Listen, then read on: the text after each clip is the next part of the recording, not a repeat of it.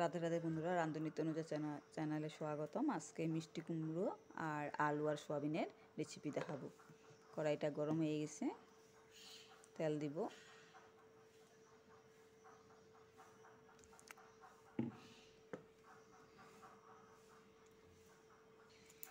তেলটা গরম হয়েছে, সোয়াবিনটা ভেজে নিব।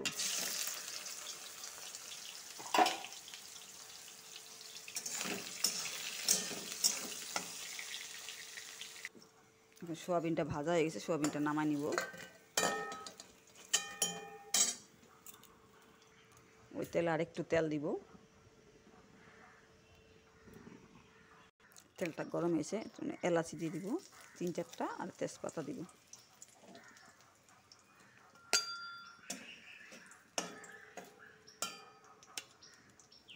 পেঁয়াজের কুচিটা ঢেলে দিব। এখন পেঁয়াজের কুচিটা ভালো করে ভাজবো লাল লাল করে।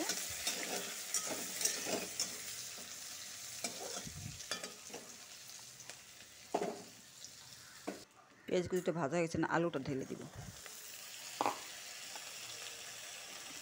পরিমাণ মতো নুন দিয়ে দিব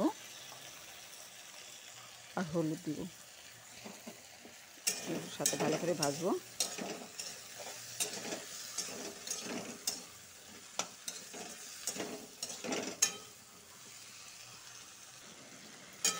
আলুটা ভাজা হয়ে গেছে, দেখবো সিদ্ধ হয়েছে কিনা। ভালো করে সিদ্ধ হতে হবে। মিষ্টি কুমড়াটা এমনি না অল্প নরম থাকে, এর জন্য একটু পরে দিয়েছি। মিষ্টি কুমড়াটা এখন ঢেলে দিব। মিষ্টি কুমড়ার সাথে টমেটোটা ঢেলে দিব।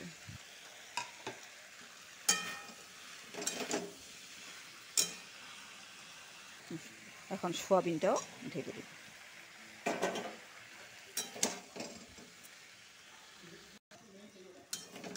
ভাজা হয়ে গেছে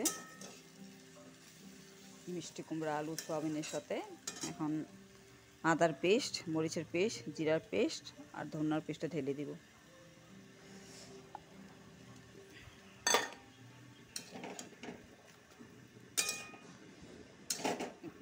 পেঁয়াজ, আদা আর ধনিয়া জিরা গুঁড়োর পেস্ট সাথে ভালো করে এটা বারবার ভেজে নিব।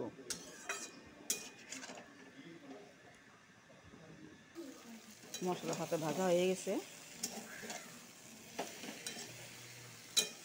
সুন্দর গন্ধ বেরিয়েছে।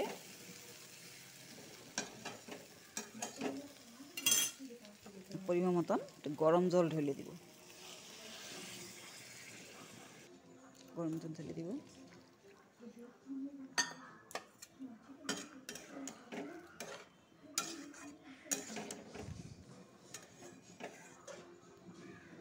এই রেসিপিটা আসামিস মানুষরা বেশি খায় আসামে।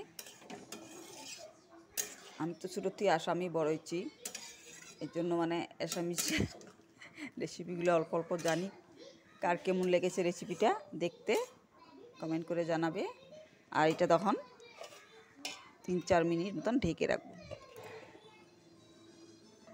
ঢাকনাটা খুলবো।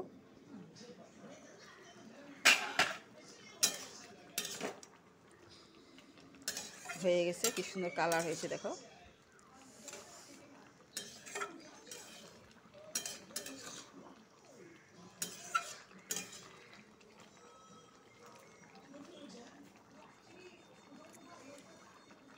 হয়ে গেছে।